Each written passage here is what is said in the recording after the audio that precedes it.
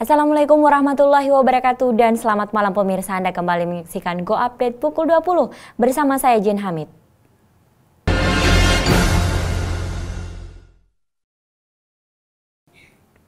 Kepala Bidang Haji dan Umroh Kementerian Agama Sulawesi Selatan didampingi Kepala Depa Goa mendatangi kantor Gesyator di Jalan Mangkadai, Bombo, Manggarupi. Kedatangan mereka ini untuk mengecek nasib 70 jemaah umroh asal Goa yang masih terlantar di Bandara Kuala Lumpur, Malaysia.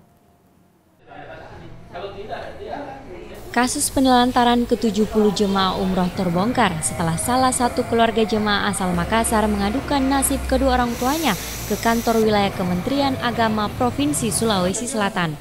Kepala Bidang Haji dan Umroh langsung mendatangi kantor Gesya Travel di Kabupaten Goa untuk meminta penjelasan pihak travel. Pihak travel mengakui keterlambatan pemberangkatan jemaah umroh, akan tetapi mereka membantah penelantaran jemaah. Ke-70 jemaah tersebut batal diberangkatkan karena terdapat masalah pada maskapai penerbangan menuju Jeddah yang ternyata sudah tidak beroperasi lagi. Itu masalah tiketnya. Dan yang tiket yang seperti ini kan kita dikasih rencananya kan sudah berangkat tanggal 3. Tapi ternyata itu maskapai katanya itu pesawat sudah tidak beroperasi lagi selama 3 bulan. Pesawatnya tidak ada konfirmasi sebelumnya ke travel bahwa itu sudah tidak beroperasi? Tidak ada. Nanti di sana baru ketahuan seperti itu.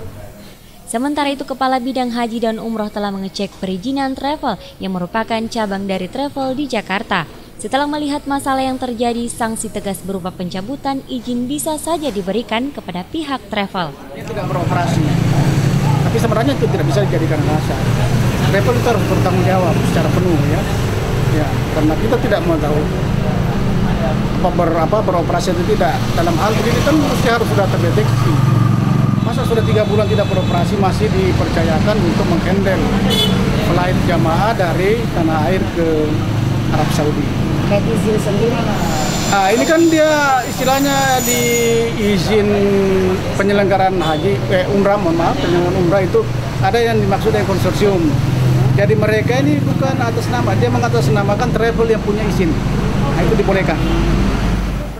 Selain masalah tiket pesawat, permasalahan lain juga menanti para jemaah yang terlantar, yakni visa yang hanya berlaku hingga tanggal 7 Februari. Kepala Bidang Haji dan Umroh meminta pihak travel untuk menarik kembali para jemaah ke Indonesia agar para jemaah tidak dideportase oleh pemerintah Arab Saudi. Dari Kabupaten Goa, Alfian Syam, Go TV memberitakan. Demikian Go Update kali ini, saya Jen Hamid pamit. Selamat malam dan sampai jumpa.